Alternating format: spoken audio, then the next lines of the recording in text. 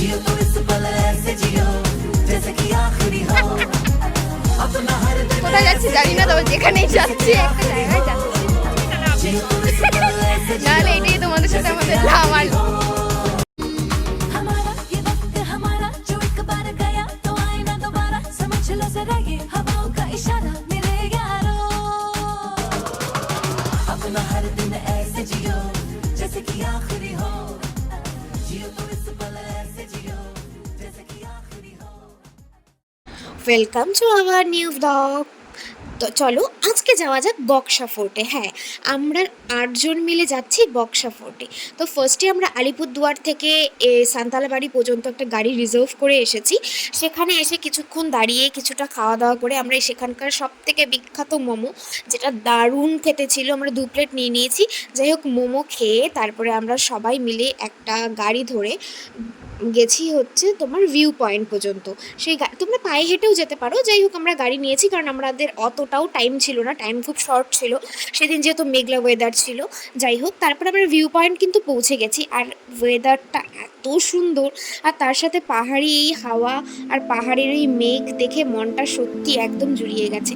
তো আমরা সকলেই ভীষণ আনন্দ পাচ্ছিলাম। আর ফটোস তো না তুললে তো হবেই না, কারণ ফটোই মেন। যাই হোক, তারপরে আমরা এই পাথুরে পথ দিয়ে আস্তে আস্তে করে হেঁটে হেঁটে উপরে যাচ্ছিলাম। আর তোমরা একবার দেখো, মনে হচ্ছে যেন প্রকৃতিটা একদম আমাদের কাছে চলে এসছে, পাহাড়গুলো খুব কাছে লাগছিল, মনটাও ভালো হয়ে গেছে। অনেক দিন পর পাহাড়ের কোলে আবার আসা। যাই হোক, বেশি একটু সাহিত্যিক ব্যাপার চলে আসছে। এরপর আমরা এই পাথুরে পথ ধরে উপরে উঠছি ভিউ পয়েন্ট পর্যন্ত, কিন্তু আমাদের পক্ষে সত্যি যাওয়াটা খুব চাপের হয়ে যাচ্ছিল, কারণ এতটা খাড়া ছিল না, যাওয়াটা একটু চাপ। কারণ আমরা তো রোজ তো পাথুরে পথ দিয়ে যেতে পারি না, তাই আমরা একটু টায়ার্ড হয়ে গেছিলাম। আর কুন্তলাদি তো একটু বেশি টায়ার্ড হয়েছিল। যাই হোক, আমি আর কুন্তলাদি ভাবছিলাম যে আমরা যেতে পারবো কিনা আদৌ বক্সা ফোর্ট পর্যন্ত, কারণ এখনও অনেকটা পথ বাকি আছে। তো আমরা মাঝে মাঝে একটু থামছিলাম, আবার একটু দাঁড়াচ্ছিলাম।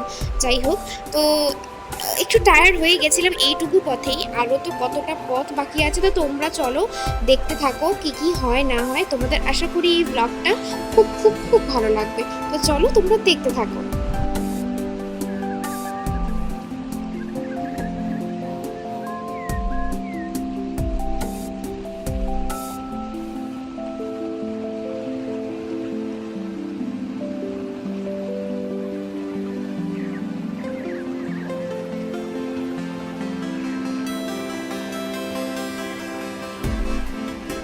এখন আমরা কোথায় যাচ্ছি কিচ্ছু জানি না, হয়তো আমরা একটু পরে ফটো হয়ে যেতে পারি সবাই।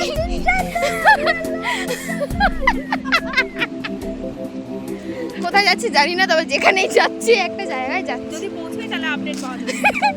নাহলে এটাই তোমাদের সাথে আমাদের আমার লাস্ট কথা। সবাই খুব प्रोटेक्शन एक कॉकटेल दे दो।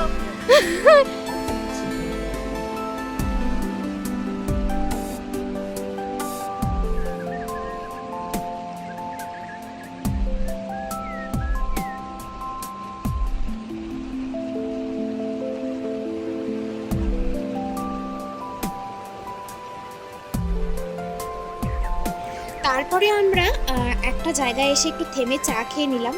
আর পাহাড়ে বসে চারদিকে সবুজ, তারপরে একটু চা, মানে জাস্ট দারুণ একটা কম্বো বলতে পারো।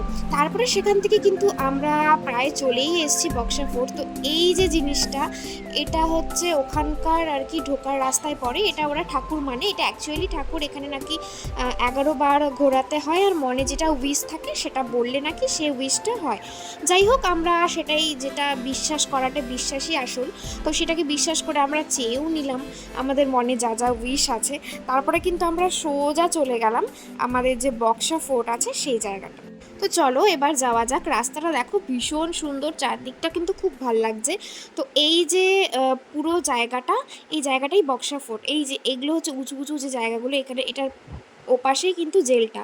তো চলো যাওয়া যাক। কিন্তু ভেতরে ঢুকেই না আমার একটু কেমন কেমন লাগছিল, একটু মানে ভুতুরে ফিলিংস আসছিলো, যেহেতু আমি ভীষণ ভূতে ভয় পাই। তো চলো তোমাদের সাথে সেটা শেয়ার করছি। এই সেই জেল যেখানে নেতাজি সুভাষচন্দ্র বোসকে আটকে রাখা হয়েছিল।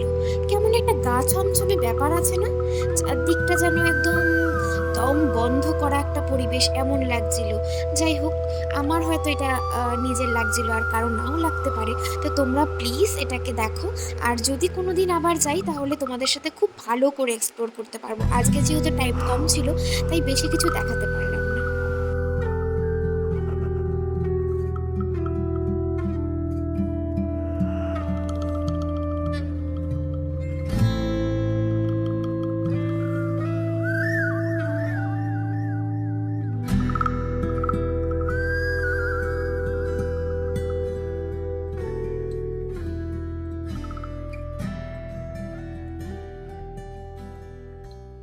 মোটামুটি একটু ঘুরে নিয়েছি, কারণ যেহেতু বৃষ্টি পড়ছিল সেই জন্য আমাদের আবার ব্যাকও করতে হবে, অনেকটা বেলা হয়ে যাচ্ছিল, অনেকটা টাইম চলে যাচ্ছিল, যেহেতু আরও অনেকজন আছি আমরা, সেই জন্য আমরা কিন্তু ব্যাক করে চলে যাচ্ছি। তো যাবার পথে এই জায়গাটা ভীষণ সুন্দর লেগেছে, তো একটু ওইদিকে গিয়ে ওরা রিলস বানালো। যাই হোক, আমরাও কিছু ফটো তুলে নিলাম, সেই ফটোগুলো তোমাদের সাথে শেয়ার করছি।